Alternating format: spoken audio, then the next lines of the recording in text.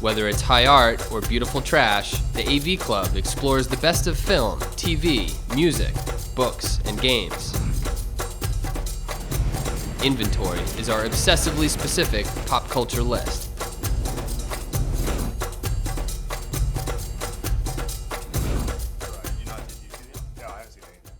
Welcome to Inventory.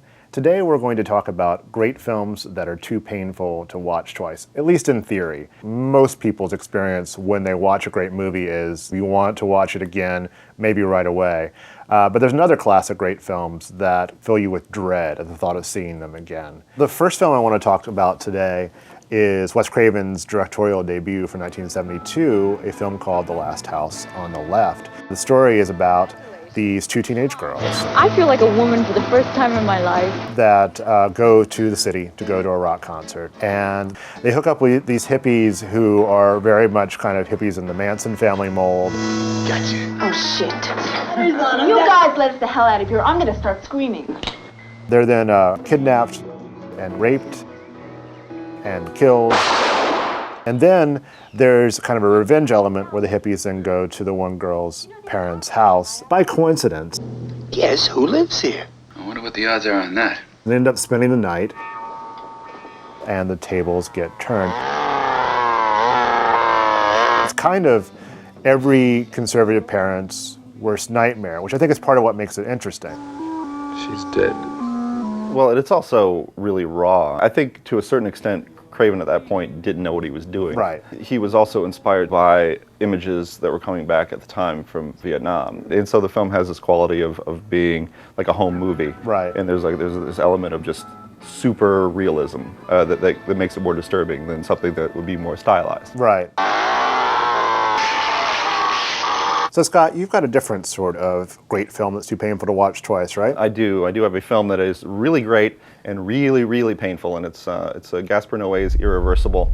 It's a rape revenge film told backwards. So the revenge is first, then the rape, and then we see these characters going about their business. And in the audience, of course, we know what's going to happen to them, but they're blissfully unaware. So there's kind of a cruelty to that too.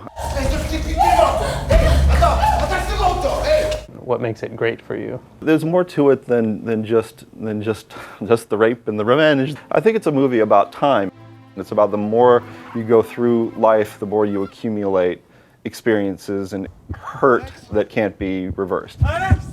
How many times have you sat through it? I've sat through it at least 4 times, and I feel like a sicko for saying that, but I would rather sit through Irreversible 100 times than sit through The Bounty Hunter or The Ugly Truth twice. I mean, those to me are painful films. The hot dog hits slowly.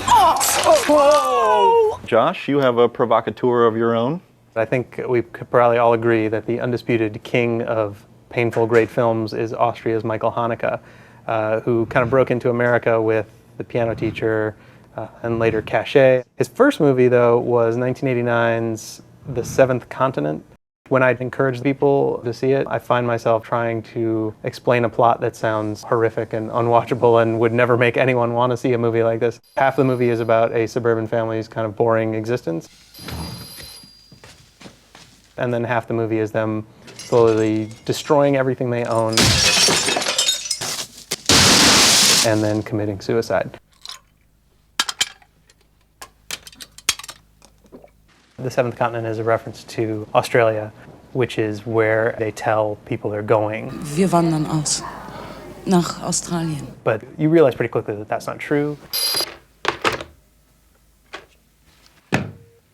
These parents make a decision, but they have a child. In a way, that they're making a decision for the kid as well, and that kind of makes it really disturbing. The sequence of them destroying their house is about 45 minutes long. They're sort of very dispassionate about everything. Ich glaube, es geht nur, wenn wir systematisch vorgehen. There are a couple sort of emotional outbursts in the movie, but they're used sparingly and very, very effectively.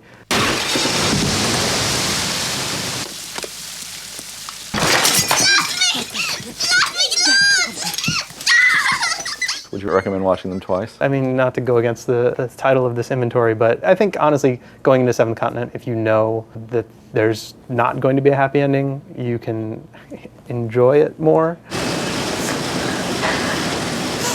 These are extremely painful films, but I think rewarding nonetheless. I mean, we've all seen these films more than once that we're talking I don't think we can imagine it being too painful to watch twice. I mean, if I weren't dead inside, for example, I would be horrified. For more great films too painful to watch twice, log on to avclub.com.